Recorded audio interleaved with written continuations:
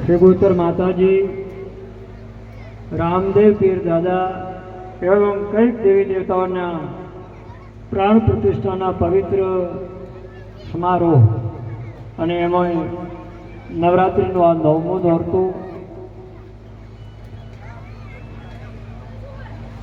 रात्रि जागरण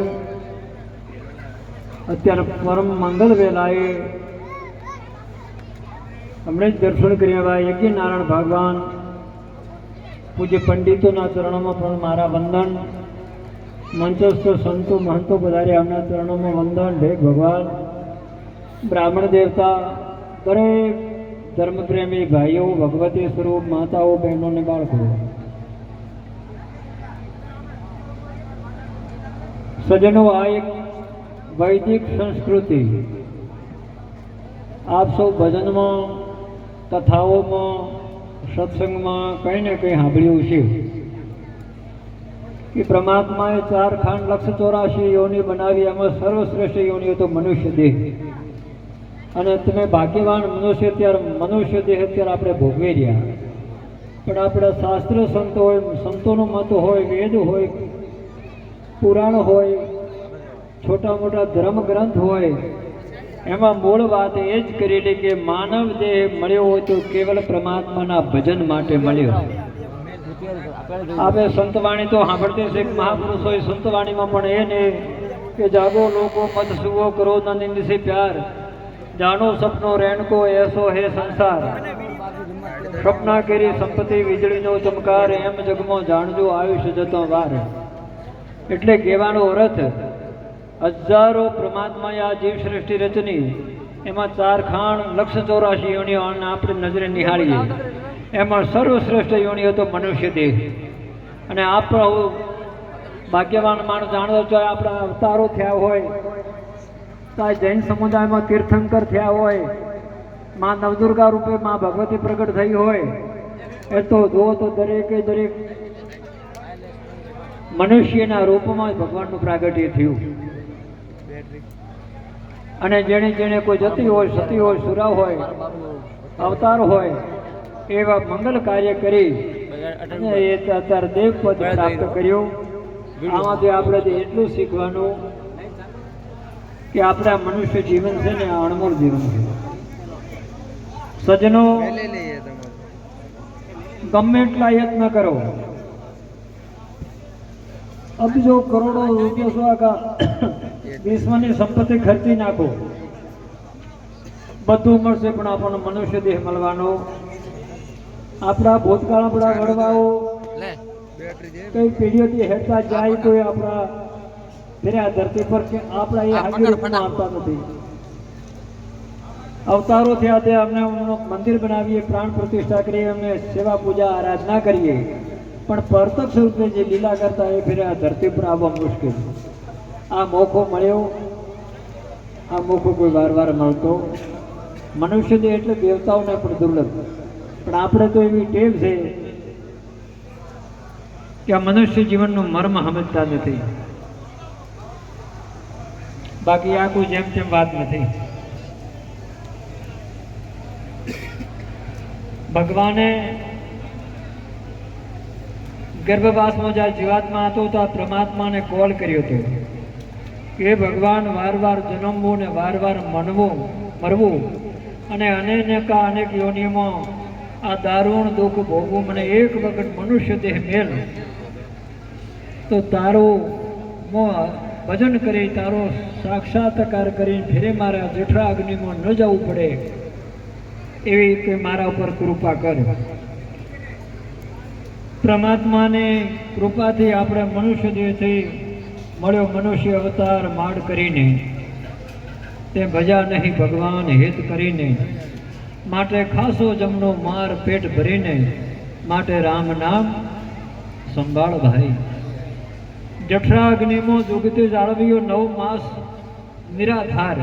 आ जठरा माना उदर में ईश्वर ने प्रार्थना करी थी, जठरा अग्नि में जुगते जाळवीयो 9 महीना निराधार। स्तुति कीधी अळबेला ने बाहर दयो अवतार माया मोही ने, अने बारे आया आ जगत की थोड़ी हवा लागी ઈશ્વરનું રૂપ ભૂલાઈ ગયા. અને એમાં જો સુધી માના ઉદરમાં હતો ત્યાં રામના રખવાળા હતા. જ્યારે બહારની હવા અડી, બહાર છે ને એ બધા રાક્ષસો ફરી રહ્યા છે. એ ક્યાં રાક્ષસો? કામ, ક્રોધ, મદ, લોભ, મોહ, મત્સર અને છેલ્લે છેલ્લે મારું ને તારું. એની હવા લાગી. બાળકનો જન્મ થાય ત્યારે ખબર નથી કે હું કા લોકમાં છું, કોણ મારા મા બાપ છે, કોણ મારો સમાજ છે, કોણ મારા કુળદેવતા, કોણ મારા ઇષ્ટદેવતા, કોણ મારો ગુરુ. મહિના 2 મહિનાનું બાળક થાય ત્યારે એને કંઈ ખબર હોય? એને સર્વસ્વ હતો એની માં. બાકી કોણ પિતા, કોણ ભાઈ, કોણ પરિવાર, કોણ ગામ, કોઈ ખબર. અને જરા અઠવાડિયું થાય, 10 દાડા થાય, 15 દાડા થાય, આંખ ઉઘડે. અને આંખ ઉઘડે તો પ્રથમ કેને દેખે? બાળક, માને. એટલે સજનો આના ઉપર એટલો પહેલો પાઠ આપણે પાકે કરીએ કે આ જગતમાં સર્વશ્રેષ્ઠ જો પૂજવા લાયક હોય, વંદન કરવા લાયક હોય, સાક્ષાત ભગવાનનું રૂપ માનતા હોય તો આપણી જનેતા. આપણી જનેતા ભલે ડાલી હોય, ભોળી હોય, બણલ હોય, ન હોય, જૂના જમાનાની ભલે આપણી માતાઓ, પણ આપણી પહેલી આ ધરતી પર આંખ ઉઘડી તો આપણે કોઈ દેવી દેવતાને દેખ્યા નથી, કોઈ ગુરુજનોને દેખ્યા નથી, કોઈ ઈષ્ટદેવને દેખ્યા નથી. કેને દેખ્યા? માને. તો એક તો જો કલ્યાણ કરવું હોય તો, બાકી તો તમારી મોત કોઈ એમ કોઈને પાલ્યા કોઈ રહેવાના નથી. અને અત્યારે આ નવરાત્રિ ચાલે છે. નવરાત્રિમાં કોની ઉપાસના થાય? કોની થાય? માની થાય. આ નવરાત્રિનું આટલું મહત્વ સાથે, કારણ કે માં છે તો જ આ જીવ સૃષ્ટિ છે. ચાહે મનુષ્ય હોય, ચાહે પશુ પક્ષી, કીટ પતંગ, ચરાચર જગતમાં જેનું જેનું સર્જન થયું. અરે સજનો, આ ધરતીમાં બિયારણ પડે, આ ધરતી હોય તો બિયારણ ઉગે. આકાશમાં મેવર એમ ઘટાટૂટ મંડાયેલો હોય, આકાશમાંથી અમરાધાર પાણી વરસતું હોય, આકાશમાં બી ઉગે. બે ક્યાં ઉગે? ધરતીમાં. ધરતી એટલે માં.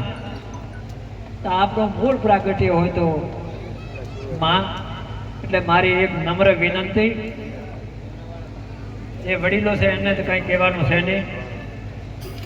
કારણ આ વડીલો બેઠા, ભલે દિલ્યાને 3 દાડા થયા હોય, કપડો ભલે અમારા મહેનો હોય, કોઈ વાતમાં મેં સમજતા ન હોય, પણ એમના અંતરાત્મા, એમનો હૈયો ખૂબ ઉજળો છે. મન મેલો, તન ઉજળો, કપટી બગલા અંગ, એનાથી કાગા ભલા તન મન રંજ્યું. મન મેલો હોય, તન ઉજળો. તન ઉજળો રાખવાની કોઈ જરૂર નથી. સજનો, મન શુદ્ધ રાખો. તો મારા યુવાન ભાઈ બહેનોને મારી નમ્ર વિનંતી, અત્યારનો આ યુગ વૈજ્ઞાનિક યુગ, અત્યારે દેશ વિદેશમાં જવાના યુગ, આપણી ભારતીય સંસ્કૃતિ એક ભૂલવાને હારે થઈ. તમારો ભાગ્ય ઉદય હોય તો વિદેશમાં જાઓ, કોઈ ધંધા ઉદ્યોગ કરો, કોઈ બિઝનેસ કરો, ભલે જે મારે ના થયેલી એ પદવી પ્રાપ્ત કરો, પણ એનો મૂળ પાયો હોય તો આપણી માં. અને માં ભલે આપણા માટે કાળી મજૂરી કરી છે, ઘંટી ખાંડણિયા કર્યા છે, પણ આપણા માટે સર્વશ્રેષ્ઠ હોય તો પ્રથમ માં છે. આટલી વાત ના ભૂલતા. મારા યુવાન ભાઈઓને કહો, સવારના વહેલા ઉઠી આપણી બુઢી મા બાપને પગે લાગજો, મા બાપના આશીર્વાદ લેજો. માં સરિયાદેવી આપણી કુળદેવી છે, રામદેવ પીર આપણા ઇષ્ટ છે, પણ પ્રથમ આપણી આ ઝૂંપડીઓ ટકાવી હોય અને તમારો પ્રજાપતિ સમાજ તો ભાઈ આજ તો કંઈક એની કૃપા છો અને આપણે બધા એજ્યુકેશન બની આગળ વધ્યા. નકા આપણો તો મૂળ ધર્મ, મૂળ ધંધો શું તો ઠોમ પકવવાનો. હે, અને આપણી માતાઓ કેવા હારી માટી છે એ બાપુ માથે ઉપાડી અને ઠામ કેમ પકવો, એ તો હવે આપ સમાજને કોઈ કહેવાનું હોતું નથી. આપણી ઝૂંપડી ટકાવી, આપણા માટે થોડી ઘણી જમીન જાયદાદ રાખ્યું હોય એ આપણી જનતાએ હજારો પ્રકારના કષ્ટ વેઠ્યા. અને જ્યારે બચ્ચાનો જન્મ થાય ને ત્યારે માનવ તમામ સુખ નષ્ટ થઈ જાય. જો સુધી માનવ ઉદરમાં બચ્ચાનો જન્મ ન થાય ત્યાં સુધી માને બધી વાત સુખ હોય. જ્યારે આપણે 9 મહિના બહારે પડ્યા બધા સુખોને ધકેલી મેં દુઃખનો જ આદર. બહેનામાં એ હુકામાં આપણને હુવાડે. આઠો પોર ઘરનો, કુટુંબનો, પરિવારનો, ઢોરનો, ઢોકરનો, ખેતીનો, વાડનો, મહેમાનોનું બધું હાચવતો મેન લક્ષ્ય બાળક ઉપર. અને આપણે નાના હતા ત્યારે તો કેટલા હાસ્યત રહેતા એ તમને ખબર છે. કેટલી વેળા પોતળો પલાડ્યા છે એ તો તમને ખબર છે. ઘરે ઉછેરો હા કેટલો કષ્ટ વેઠ્યો એનો થોડો સજનો હિસાબ તો હાલો. બાળક 1-2 વર્ષનું થાય, 5 વર્ષનું થાય ત્યાં સુધી માં કેટલી પિતાજીને ખબર નથી, માને ખબર છે. સેજ હાથ ઉપર, શરીર ઉપર હાથ મૂકે શરીર ગરમ દેખાય, ઓછ ઉડી જાય, શરીર આજ ઊંડું કેમ, બધું થોડી સાહેબ ડૉક્ટર પાસે. આ છોકરો સેજ નરમ થયો તો માના ઓછ ઉડી જાય. આજનો આ એજ્યુકેશન હડકાયો જમાનો, દેશ વિદેશ ગયા, બહારની દુનિયા વેસન ફેશન, અને મા બાપને કાંઈ નહીં. ગુરુઓના પગોમાં પડો, સંતોના ચરણોમાં પડો, દેવી દેવતાઓને નમો, અને મા બાપનું કોઈ નહીં. આ કેટલું આપણું દુર્ભાગ્ય કહેવાય. આપણા માટે બધું આદરણીય છે, પણ પ્રથમ હોય તો મા બાપ. પુનિત મહારાજે કે ભૂલો ભલે બીજું બધું, ભૂલો ભલે બીજું બધું. બીજું બધું એટલે બધું તો કદાચ ભગવાનને પણ ભૂલી જાજે. ભગવાનને ભૂલી જાજે, કુળદેવીને ભૂલી જાજે, તો તારા મા બાપને શાશ્વત ઈષ્ટદેવી ગણીશ ને તો પરમાત્મા તારે આગળ કોઈના કોઈ રૂપમાં આવશે, એમાં કોઈ બેમત નથી. અને બારે ગમે એટલી ઉપાસનાઓ કરો, જપ તપ કરો, આમ કરો તેમ કરો, અને મા બાપનું અપમાન કર્યું, મા બાપને મેઠી નજરથી ન દેખ્યા, મા બાપને હેતથી બે મૂઢો વાત ન કરી, સજનો કોઈ દી આપણા પર દેવતાઓ રાજી થવાના નથી. એટલે મૂળ વાત અત્યારે આ ખૂબ ધર્મ કાર્ય થાય, આપણે ખૂબ અમને આનંદ થાય. ચાહે યજ્ઞ દેખીએ, દેવ મંદિર, મા ભગવતી, દેવી દેવતાઓની ઉપાસના, પ્રતિષ્ઠા, માણસો યાત્રાઓ કરે, પેદલ યાત્રા કાઢે, દેખી ખૂબ કે માણસોનો અત્યારે ભગવાન પ્રત્યે ભાવ ઘણો છે. આપણે ખૂબ આનંદ થાય, અને ખરેખર હોવું જરૂરી. પણ પ્રથમ આપણે કરી 1-2 માળનું મકાન હોય, 2 માળનું મકાન હોય, બીજે માળથી પાવડીઓ ચાલુ થાય, નીચે હોય તો તમે ઉપર જઈ કહો 1 માળના પાવડીઓમાં જ મટાવો અને બીજેથી ચાલુ કરો છો, જવાશે નીચેથી ઉપર. તો એના માટે પ્રથમ પાયો હોય મા બાપ. એટલે કદાચ તો માં શું સમજે, કાકા તમે શું કર્યું, આ શબ્દ હાથથી કાઢી નાખજો. આવા પવિત્ર કાર્યમાં આવ્યા, યજ્ઞ નારાયણ ભગવાનના દર્શન થયા, સંતોનું સાનિધ્ય, દેવી દેવતાનું સાનિધ્ય. હવે સોનામાના બેહો, કોક નથી કહેતા સોનામાના બેહો. આ મા બાપ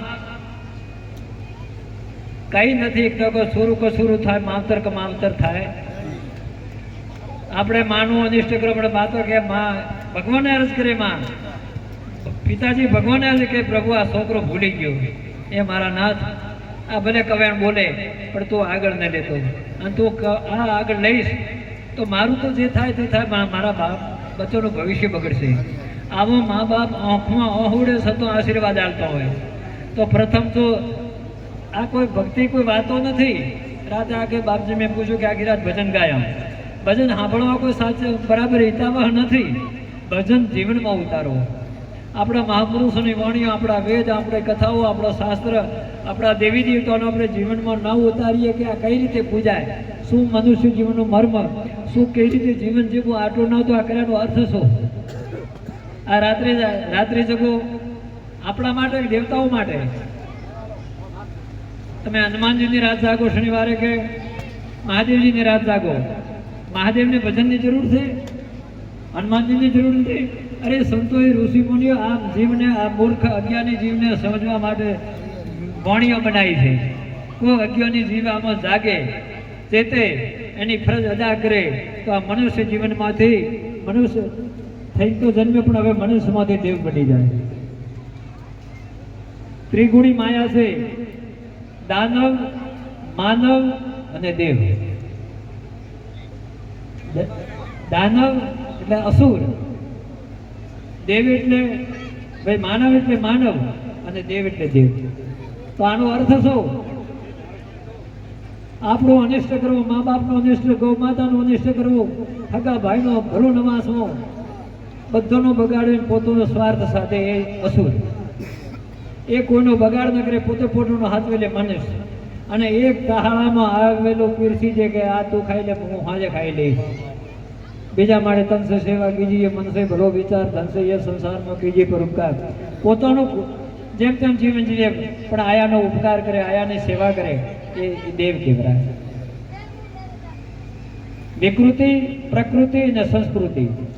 વિકૃતિ એટલે અસુર, પ્રકૃતિ એટલે માનવતા અને સંસ્કૃતિ એટલે દેવ. આ આપણામાં છે. અત્યારે આપણા યજ્ઞ થાય, આપણા દેવ મંદિર બને, આપણે ઉપાસના હોય, ભલે આપણે કોઈ કુળમાં બધાની માં એક છે પાછી. આ તો કે ભાઈ પ્રજાપતિઓની માં સૂર્યદેવી, કુળદેવી કે ચામુંડા હોય કે માં ઓલાની આ ઓલા, આ બધી બ્રહ્મણાઓ છે. આખા વિશ્વની માતા એક છે અને વિશ્વના પિતા પણ એક જ છે. આ તો આ એક જનરલી થઈ જાય. એટલે કઈ રીતે બધાની એક દેવી આપણે અહીંયા પહોંચાય ના પહોંચાય. એટલે એના માટે અલગ અલગ સમાજ પ્રમાણે વ્યવસ્થા કરેલી. પણ બોલ માં ભગવતી આ જગતમાં હોય તો એક છે. એ ચાહે નવ દુર્ગા રૂપે હોય, 64 યોગિની રૂપે હોય, આપણા અવતાર તો ભગવાન એક છે. ચાહે બ્રહ્મા હોય, વિષ્ણુ હોય, મહાદેવ હોય કે અવતાર રૂપે, પણ બધાનો આપણા 200-500 ભાઈસણ બેઠા, આ બધાનો શરીર અલગ છે. શરીરનો કોઈ એકબીજાનો નિયાર મળતો નથી, પણ બધાનો આધાર શ્વાસ એક છે. બીજો બધા જીવો શા નથી? કોઈ શ્વાસ વગર જીવે કે ભાઈ અમે ઊંચા કુળમાં અવતર્યા છો, અમારા શ્વાસ વગર હેડ્યા કોઈ હોત બતાવો. કારણ કે શ્વાસ એક છે, વાયુ એક છે, ધરતી એક છે, ચંદ્ર એક છે, સૂર્ય એક છે, તો ભગવાન પણ એક હોય. પણ બે કર્યું, એકડે એક ને બગડે, બગડે સાથી બે કર્યા તાર બગડે. એક આંખ, બે આંખો હોય તો આથી ઠકોણ હોય, અને 4 આંખો થાય ત્યારે તમારા શરીર સંસારમાં પરિવર્તન આવે છે. મા બાપ કહેતા હતા 2 આંખો હતી તેને સાંભળતો, આ 4 આંખો થઈ જાય ત્યારે આમાંથી રૂઠું ફરે. એટલે આ સાર લેવાનો છે. બાકી સંતોને બોલાવો, સંતો આવશે. અને જેથી આ મંદિર નહોતું, આપણા વડવાઓ માટીના ઓટલા ઉપર મા દેવી દેવતાઓનો અહીં આવાહન હતું, સ્થાપના હતી, તારે પણ હતો ને હાલ પણ છે, અને ભવિષ્ય પણ રહેશે. કોઈ આ મંદિર બનાવ્યા છે કે બસ હવે તમે તમારે કમાવાની જરૂર નથી, હવે તમારે ધંધો કરવાની જરૂર નથી, ખેતીવાડી અમે કમર નહીં, બધું કરવું પડશે. પણ સમય સમાંતરે તમે વિચાર્યું કે આજ આપણે જૂના મકાનમાં રહેતા, ઓરડામાં રહેતા, ઝૂંપડામાં રહેતા, તો આજ આપણને માની કૃપાથી, ભગવાનની કૃપાથી મકાન બન્યા, દેવના પણ આપણે સારું મંદિર બનાવીએ અને બનાવવું જરૂરી બરાબર. પણ આપણે જો તમારે કલ્યાણ કરવું હોય તો, આવનાર પેઢી ઉજ્જવળ કરવી હોય તો, મનુષ્ય જીવન સાર્થક કરવું હોય તો કરજો. ના કે હવે ઉજળ હેડવું છે, જે થાય થવા દેજો, તો તમારી મરજી. અત્યારે દાનવ બનવું તો પણ હાથની વાત છે, મનુષ્ય થઈને રહેવું તો પણ હાથની વાત નહીં કે કંઈક કરીને જવું તો દેવ પણ બની જશે. આ સંસાર છે ને, આ પ્રભુનું મંદિર છે. ईश्वर के दरबार में साचे को सिरपाव, जूठा तमाचा खाएगा क्या रंग क्या राव. आ ईश्वर से, प्रभुનો દરબાર છે, સાચા છે, એને સન્માન છે. નકાતર આજીવન કેદી પડેલી ઘણા બેઠા કે કોર્ટ ઉપર કેસ આવ્યો કે 100 સજા મળે કે આજીવન કેદી. હોબળો કે નહીં સાંભળતા? એકને ઢોલ નગાર વાગીને એક આજીવન કેદી, ના કુટુંબના, ન પરિવારના, સમાજના, ન બાપના. આ કોણે? કોઈ દેવતાઓએ પણ કારાગૃહમાં મૂક્યા પોતપોતાની કમાણીએ. એટલે મારો કહેવાનો અર્થ, આપણી આંખ પવિત્ર રાખો, આપણું મન પવિત્ર રાખો, આપણા કાન પવિત્ર રાખો, આપણા પગ સારા કાર્યમાં જવા જોઈએ, આપણા હાથ બેન કુવાસી ગૌ બ્રાહ્મણની સેવામાં જવા જોઈએ. બાકી એક વિશેષ પહેલું પગથિયું કે મા બાપને કોઈ ભૂલતા નહીં. ભૂલો ભલે બીજું બધું મા બાપને ભૂલશો નહીં. અગણિત છે ઉપકાર એના એક દી વિસરશો નહીં. પથ્થર પૂજા પૃથ્વી તણા તવ દીઠું તવ મુખડું એ પુનિત જનોના કાળજા પથ્થર બની છૂટશો નહીં. લાખો કમાતા હો ભલે મા બાપ જેનો ના ઠર્યા એ લાખ નથી પણ રાખ છે એ વાત કદી ભૂલશો નહીં. ભલે અમે આમ કર્યું તેમ કરતા મા બાપને ઠાર્યા. મા બાપ કઈ માંગતો નથી. જ્યારે આવતા કમણે કમે હું તો મારી બહેનોને કહું છું કે તમારી હાહુ હોય કે ગરીબ પિયરમાં માં હોય એક વખત 1 કલાક પગ દાબો. ભલે કુળદેવીને દીવા ભલે મોડા થાય વાંધો નહીં કે માં ઘણી અડીઓ કાઢી છે. 1-1.5 કલાક મારે કોમનો પાર નથી પણ દીકરી એની હાહુની માની સેવા પગચપ્પી યુવાન બારે ખેતરેથી આવે ધંધેથી આવે નોકરીથી કે પિતાજી ડાળિયા બેઠા કે બેઠા બેઠો કે થોડા આડા થાજો 1-1.5 કલાક નહીં 10 મિનિટ પગ દાબજો. દાબ્યા દાબ્યા સડાવા લેવાના મોનાનો હેડો સડાવો પર રોજ. અરે તારા માથે એમ જનેતાએ હાથ ફેર્યા તારા મોટો થયો છે.